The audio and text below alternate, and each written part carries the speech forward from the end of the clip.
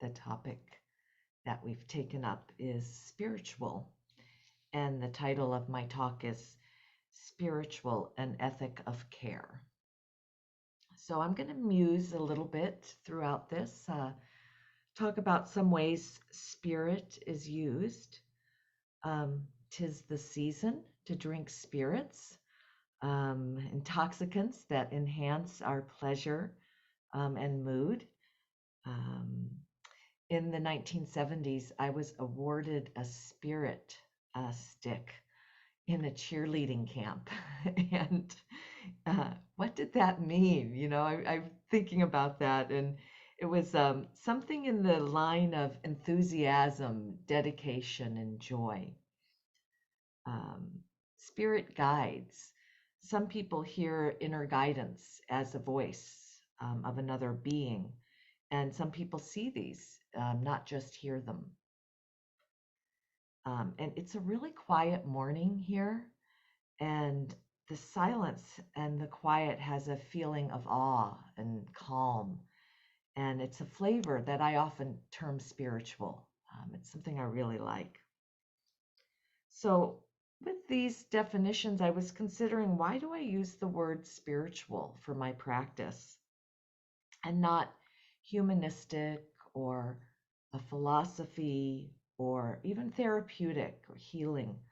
I was thinking that I'm looking for something a little bit more. We talked about this yesterday, but what is that something more? For me, is it something more than human, or beyond a human quality, or while being a human, something beyond a human quality? I can't quite get to it. So then I'm thinking about our human tendencies, and tendencies that I really don't like or want to flourish.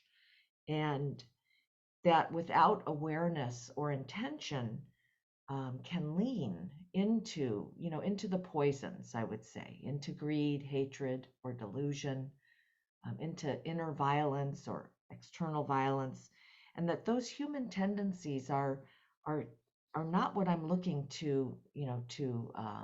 uh, capitalize on. I don't know why I picked that word. Okay, capitalize on. But our practice is full of reminders, reminding us how easy it is to fall into those tendencies, not just for others to fall into them, for us, for groups, for collectives, for the world, and reminding us how beneficial it is for their transformation of those tendencies.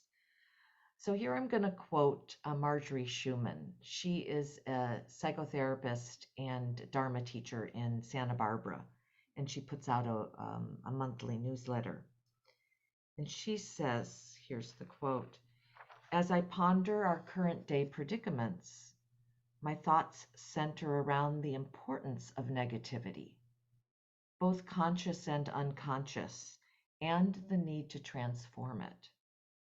As a psychologist, I've had abundant opportunities to see how the world of lived human experience is shaped by our tendencies, individually and collectively, and to project or act out our pain. This is perhaps most abundantly clear in the example of war, in which disowned parts or aspects of ourselves get assigned to external enemies, others whom we then have to attempt to vanquish.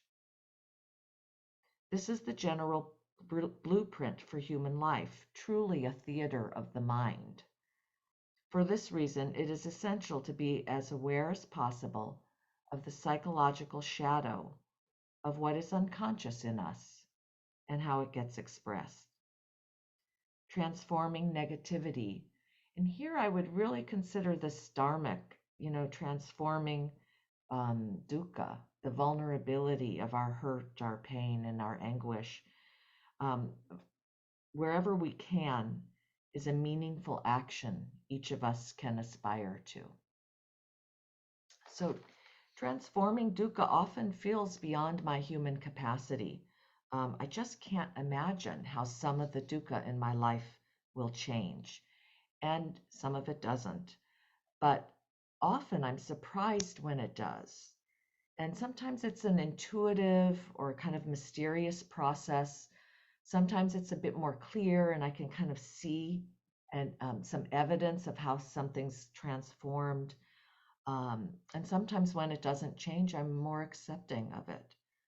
So I really do find I attribute this to my practice, to long-term practice of meditation and Dharma. And something else, and this is where I came up with the word care. I'm adding it in here because I really care about my dukkha, other people's dukkha, about being with it, about the transformation of it, and about the parts we play in this theater of the world we live in. And in reflective meditation, we have a strong ethic of care. Um, so from our book, we talked about this in, and I'll quote again. Recently, we've been using the Buddha's dying words. Oh, sorry. 1 minute. Recently, we've been using the translation of the Buddha's dying words to his friends and Sangha.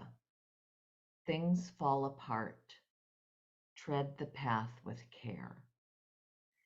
Care, like an elephant's footprint, there weren't dinosaurs at the time, big enough to hold the feet of all other animals. And the transformations that arise out of care and friendliness may appear more subtly to us, though it also changes everything. When I'm more friendly to myself, I'm likely more friendly to other people and to the ground I tread upon. So it was helpful to read our words this morning. Sometimes I have to remind myself, what did I say? Oh, yeah, I said that at one point. I really believe it, and I still do. And really, this direction is somewhat simple, but it's just not easy to do. And that to me sounds like a recipe for spirituality, something that seems so simple on the surface, but it's not that easy to do or to continue to do. Um, so it's a national holiday in the US. It's a religious holiday for some. It's a day of presents and gifts for others. It's a day off for some people. And we may find ourselves attempting to make this day special. Um, this time between Christmas and New Year's can often be special. And I just thought of it while I was writing. Oh, special is another word often that's used for spirituality, something special. Um, but during this time, our Sangha puts together a retreat, a year-end retreat. And I woke up this morning with a sore throat and not feeling well. So it was a good reminder to just be friendly toward myself and the ground I tread upon as I go into this week to prepare for the retreat, to be with people, to go into a time of meditation and reflection. Um, that I might not be at my best, but I will try to do my best. So this morning, that's the end of the Dharma talk.